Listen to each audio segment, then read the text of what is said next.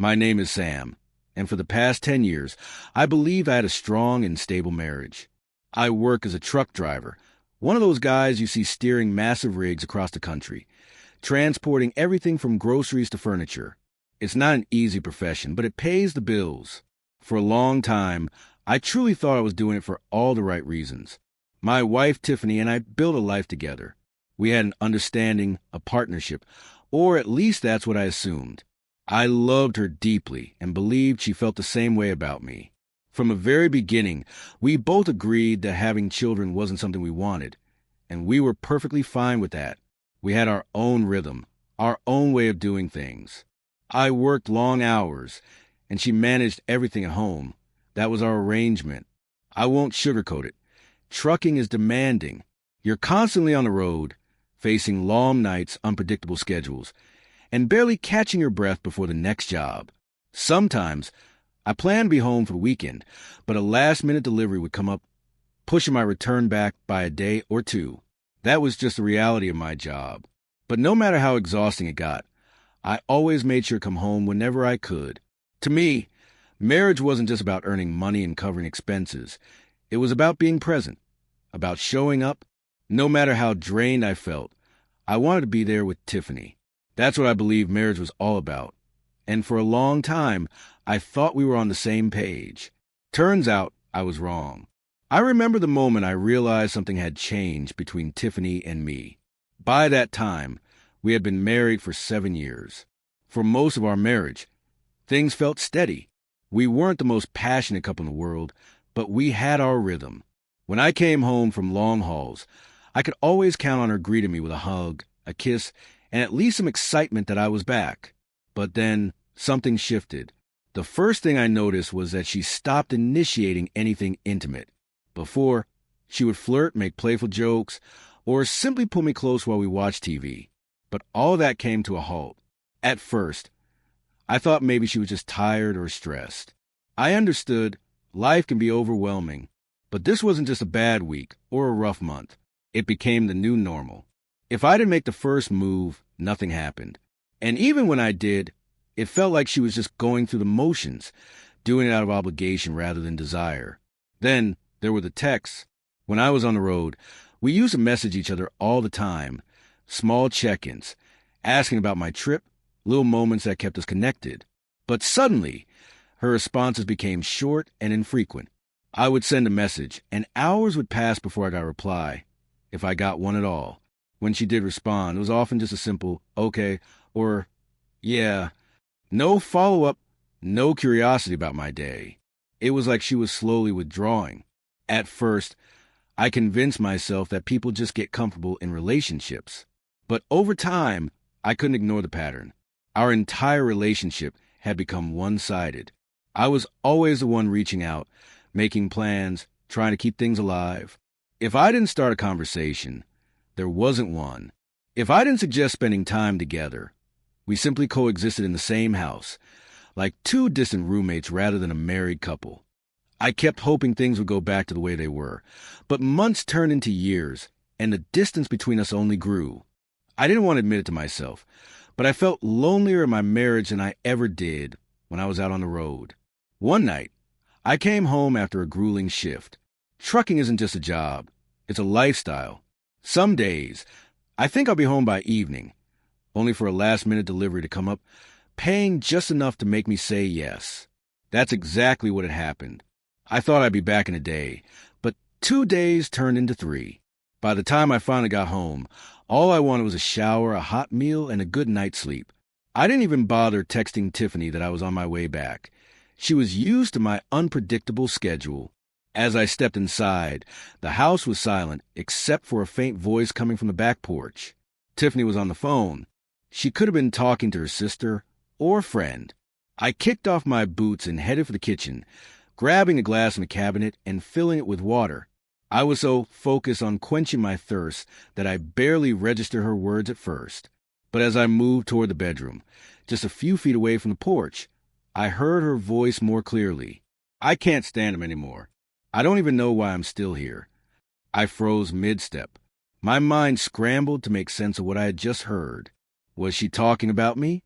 No, that couldn't be right. Then I heard her sigh, a pause, followed by a response from the person on the other end, though I couldn't make out what they said. Then she spoke again, her voice cutting through the air with painful clarity. He's just too convenient. Leaving him would be too much work. I haven't loved him in years. I can't put into words how I felt in that moment. For over a decade, I believed I had a partner, someone who truly loved me, even if things weren't perfect. I had sacrificed sleep, time, and comfort to build a good life for us. And yet, in her own words, I was nothing more than an obligation, a convenience, someone she couldn't even tolerate. I walked into the bedroom, made my way to the bed, and sat on the edge, staring at the floor.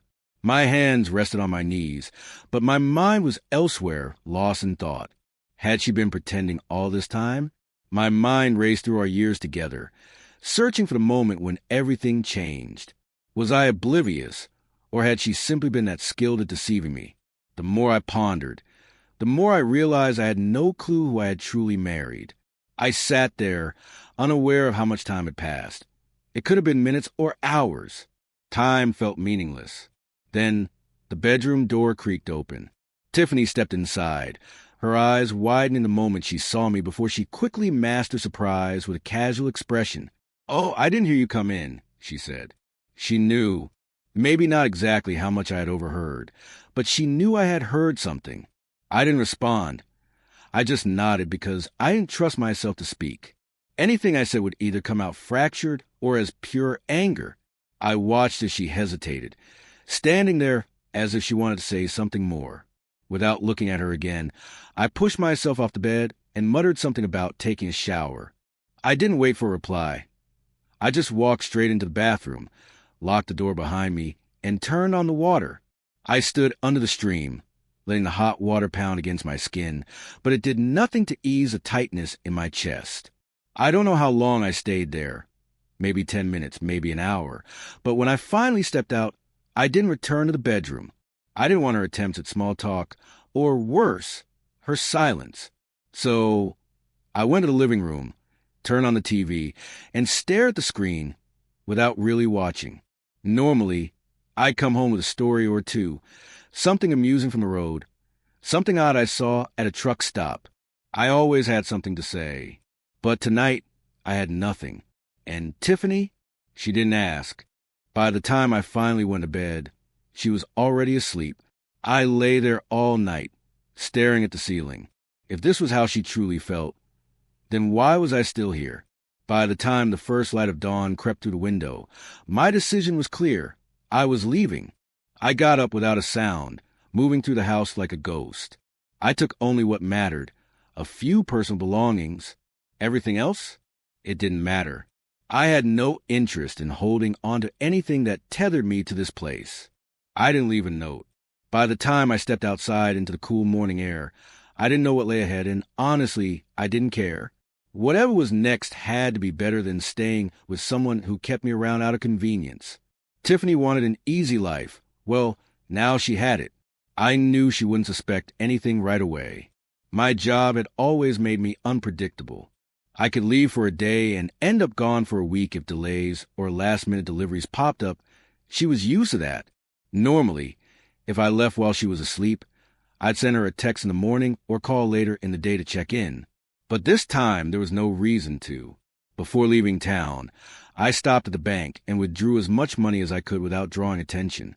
I took out my phone, removed the SIM card, and snapped it in half. That tiny piece of plastic was the only direct link she had to me, and now it was gone. No calls, no texts, no explanations. I knew she'd eventually try to track me down, but I also knew it wouldn't be easy. Truckers aren't like regular 9-to-5 workers. We don't stay in one place. Most of the people I worked with were just as difficult to pin down. Even if she asked around, no one would be able to give her a straight answer. Maybe I had gone up north. Maybe I had switched companies. Maybe I was still on the road somewhere. It would be a dead end.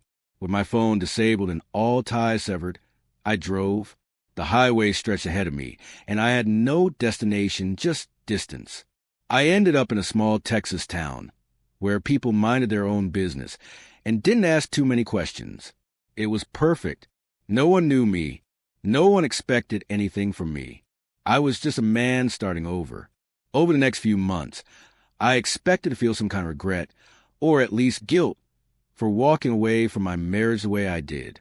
But as the days turned into weeks and the weeks into months, I realized I didn't miss Tiffany. I understood that silence wasn't loneliness. It was peace.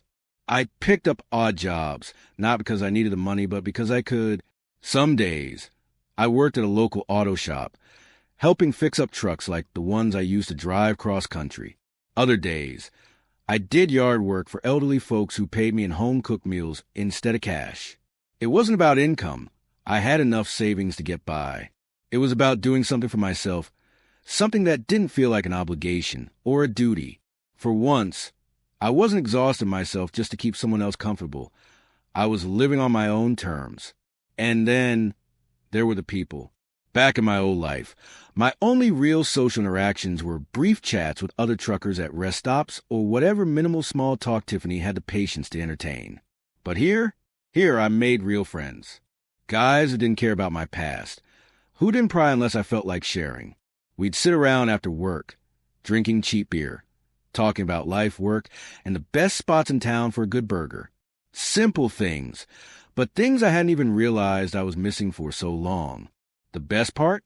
No obligations, no expectations, no one waiting for me to check in, no one counting the days until I got home. If I wanted to take a road trip, I did. If I wanted to sleep in, I did. Every single thing I did was because I wanted to, not because I had to, and that was a kind of freedom I never knew I needed. I never imagined I'd hear from Tiffany again after vanishing for a year. I had built a new life, one where I didn't wake up feeling like a burden in my own home. To this day, I still don't know how she found me. Did she track down old trucking buddies? Hire someone? Who knows? But one afternoon, my phone rang with a number I didn't recognize. Out of habit, I answered. The moment I heard her voice, my stomach clenched. "Sam, it's me." I didn't respond at first. What was there to say? But she kept talking, her voice unsteady, like she had rehearsed this conversation 100 times. She claimed she never meant what she said that night, that she had just been venting, frustrated, and unsure of how to express it. She even had the audacity to say she still loved me. But I had spent an entire year replaying her words in my mind, and I knew the truth. She hadn't been venting. She had been honest. She just never expected me to hear it. At first, I ignored her. I blocked her number without responding. But she didn't stop. She used different numbers, sending long-winded texts filled with apologies, promises, and regret. She wrote about how empty the house felt without me, how she couldn't sleep at night, how she had made a terrible mistake. She even tried to guilt-trip me, saying I had hurt her by leaving, that I should have given her a chance to explain that we could fix things. But there was nothing left to fix. I saw through the desperation. She wasn't sorry for what she said. She was sorry for the consequences. She thought I would always be there, no matter how little effort she put into our marriage. When I finally walked away, it wasn't love that made her chase after me. It was a realization that she had lost her safety net. Eventually, I gave her what she wanted, a response, but not the one she hoped for. "I'll come back," I told her, "but not for you. I'm coming back to finalize a divorce." Silence. For the first time in all those messages and calls, she had nothing to say, and honestly, I didn't care. Looking back, I never thought I'd be the type of man to just disappear. That wasn't the plan when I left. I wasn't trying to vanish forever. I just wanted her to understand what it felt like to lose someone. I wanted her to wake up one day and realize I wasn't just some convenient fixture in her life, like a piece of furniture she never noticed until it was gone. But the longer I stayed away, the more I realized something. I didn't miss her, not even a little. And if I didn't miss her, what was the point of going back? I now see the signs have been there all along. The way she stopped texting me when I was on the road. The way she only touched me if I was the one to initiate it. For years, I convinced myself it was just a rough patch, something all couples go through. But the truth was that I was just convenient for her. I paid the bills. I gave her stability. But love, that had died a long time ago, and and I had been too blind or too hopeful to see it. If there's one thing I've learned from this entire mess, it's that convenience is not love. Being tolerated is not the same as being cherished. If someone is only with you because leaving is too much work, they aren't your partner. They're just a person sharing your space.